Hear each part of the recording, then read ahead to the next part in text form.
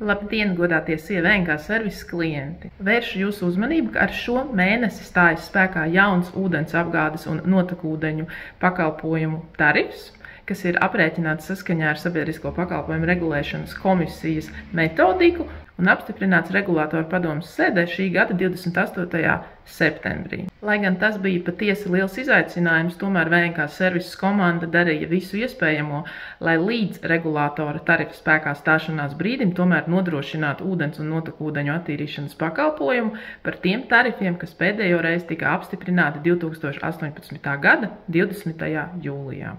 Divi galvenie iemesli, kādēļ tarifu izmaiņas dažādās vietās ir tik atšķirīgas, ir sekojoši. Pirmkārt, inflācija.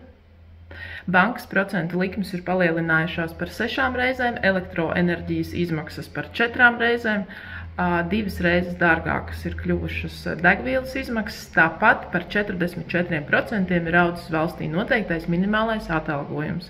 Savukārt kopējā inflācija šajos 5,5 gados sastāv 37%, un tas tieši ietekmē visas pakalpojumu sniegšanai nepieciešamās komponentes.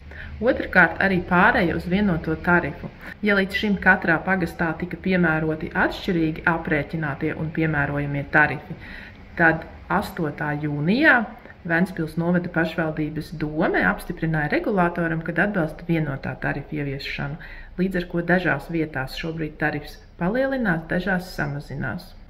Vienlaikus 23. gada 26. oktobra domes sēdē tika nolemts arī turpmāk ievērojami atbalstīt visus tos novada iedzīvotājus, kuri saņem centralizētos pakalpojumus un līdzfinansēt daļu no šo pakalpojumu izmaksām. Šo piešķirto atbalstu VNK servises turpmāk atspoguļos arī klientu rēķinos. Savukārt, lai izvērtētu, vai regulātora tarifs ir aprēķināts saskaņā ar regulātora metodiku, dome lēma arī papildus pasūtīt un no pašvaldības līdzekļiem finansēt auditu, lai par to pārliecinātos. Par audita rezultātiem mēs jūs informēsim.